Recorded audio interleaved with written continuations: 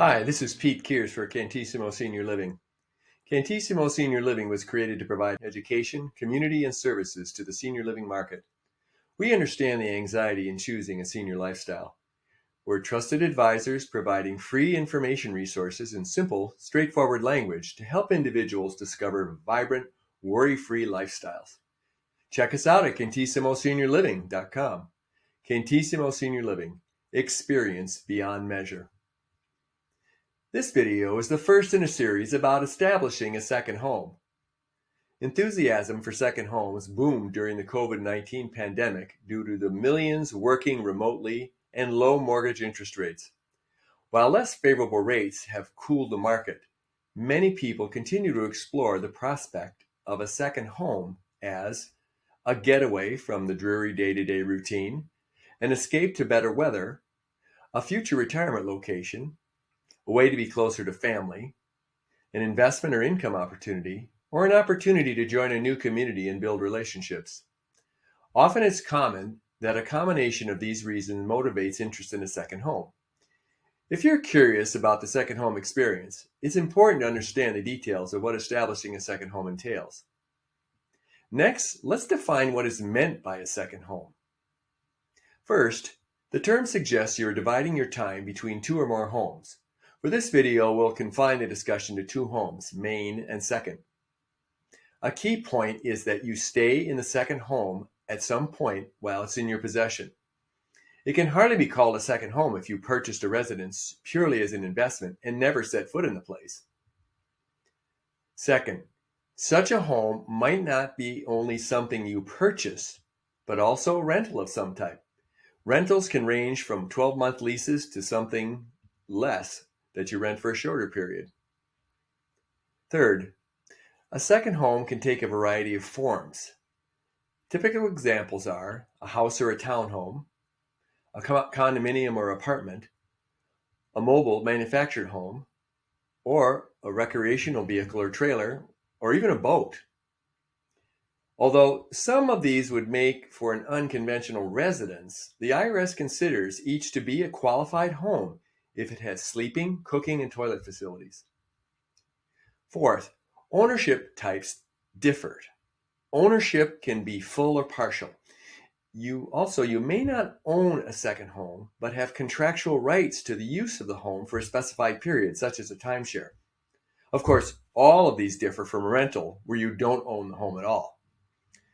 Fifth, second homes vary in terms of how much time you spend there. This may be driven not only by your personal preferences, but also by tax laws or the form of ownership. For examples, states with income or other taxes for residents require owners of out-of-state homes to report how much time they live in both residences. Owners living a certain number of days or more annually in the state must pay income or other taxes. As for the form of ownership, full owners can usually spend as much time as they choose in the second home, while partial owners are limited by contract to specified periods of time. Similarly, timeshare contracts dictate the amount of time that can be spent in the property. So now that we have a better idea of what constitutes a second home, let's dig deeper into the question of why you might want one.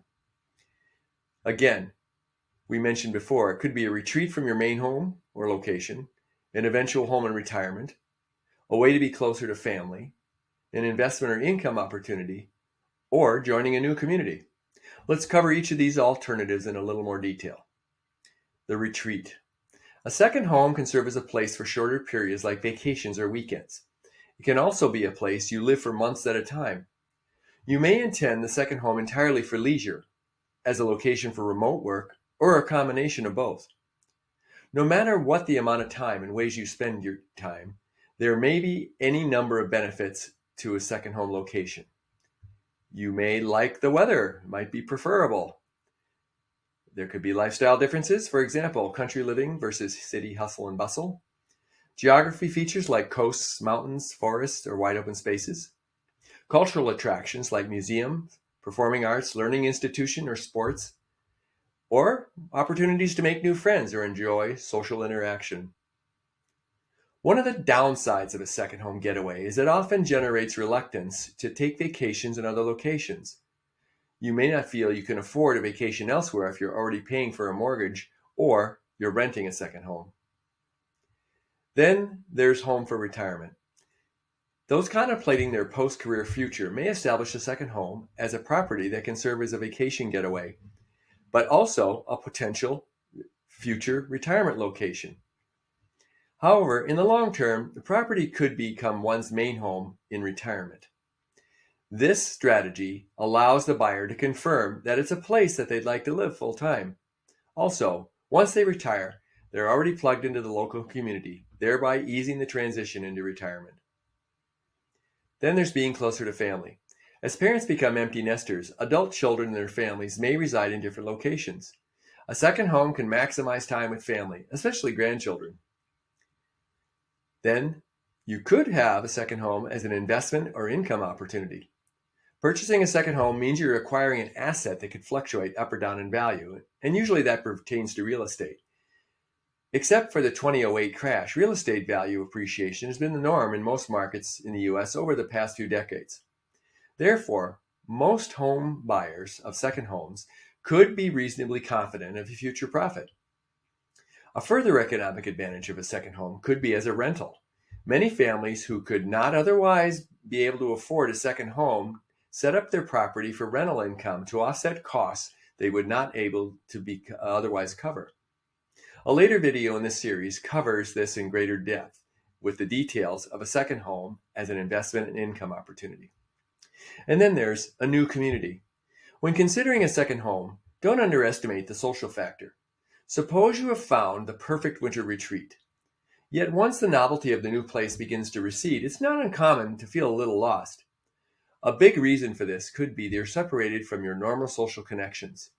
Even if your second home is in close proximity to family, forging new social connections outside the family circle is important.